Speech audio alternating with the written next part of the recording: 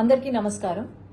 మహావిష్ణు స్వయంభు ఆ తిరుమల కొండలపై వెంకటేశ్వర స్వామి రూపంలో వెలిసి పాపాలను కడిగేవాడు వెంకటేశ్వర స్వామి, అట్లాగే మనం ఏ కోరిక కోరినా నెరవేర్చేవాడు వెంకటేశ్వర స్వామి అని ప్రతి హిందువు నమ్ముతారు.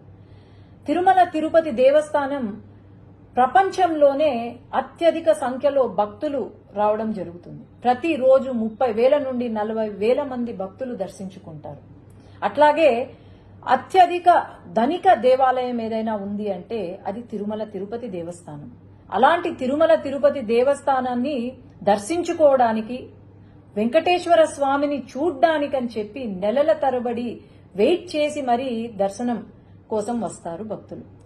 తర్వాత లైన్లో గంటల కొద్ది క్యూ లైన్లో వెయిట్ చేసి ఆ తిరుపతి లడ్డూ కోసం, ప్రసాదం కోసం అని చెప్పి వెయిట్ చేసి ఇంటికి తీసుకెళ్లి దాన్ని పూజ చేసి, ఎంతో నిష్టగా పూజ చేసి అందరికీ పంచిపెడతారు.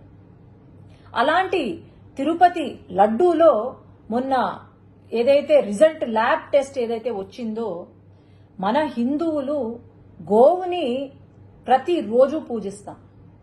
దేవుడితో సమానమైన ఆ గో మాంసం ఏదైతే ఉందో, లేదంటే చాప నూనె ఏదైతే ఉందో, అది లడ్డూలో కనిపించడం అనేది ఇంతకన్నా పాపం వైఎస్ జగన్మోహన్ రెడ్డికే దక్కుతుంది.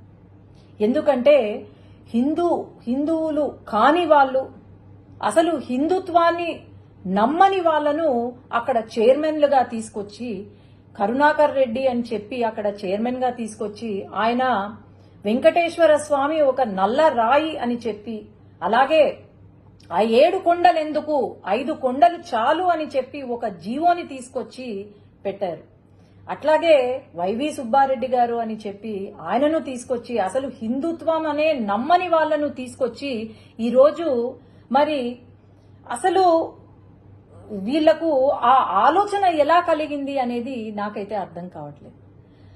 ఎప్పుడో 1857లో సిపాయి మ్యూటినీ అని విన్నాం. అది బుల్లెట్లు, బ్రిటిషర్లు చేసే బుల్లెట్లలో గోమాంసం ఉందని చెప్పి అదే ఫస్ట్ వార్ ఆఫ్ ఇండిపెండెన్స్ అని కూడా అంటారు. గోమాంసం ఉందని చెప్పి చిన్నగా ఒక రివోల్ట్ స్టార్ట్ అయ్యి అది పెద్దగా కనిపించిన బ్రిటిషర్లు అందరినీ కూడా చంపి పాడేసిన దేశంలో ఈరోజు ఇక్కడ లడ్డూలో గోమాంసము, చాప నూనె ఉంది అంటే మరి ఏమనుకోవాలి?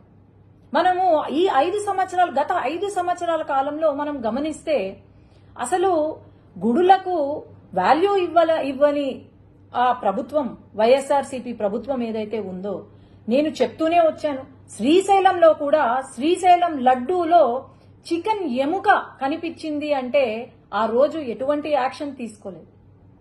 అసలు దేవాలయాలు ఎందుకున్నాయి, లేదంటే మన దేవుళ్ళు ఎందుకున్నారు ఇంకా అని అనిపిస్తుంది.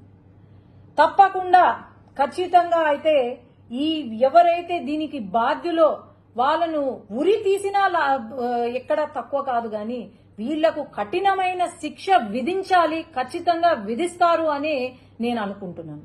సీఎం గారు వెంటనే, మన గవర్నమెంట్ ఫామ్ అయిన వెంటనే తిరుపతి లడ్డు నాణ్యత కోసం, అది చాలా చిన్న విషయం కావచ్చు గాని తిరుపతి లడ్డు నాణ్యత ఎలా ఉంది అని చెప్పి ల్యాబ్ రిపోర్ట్ కి పంపించారు అంటే ఇంతకన్నా మంచి ముఖ్యమంత్రి, మంచి పాలన ఎక్కడైనా ఉంటుందా అని నేను భావిస్తున్నాను.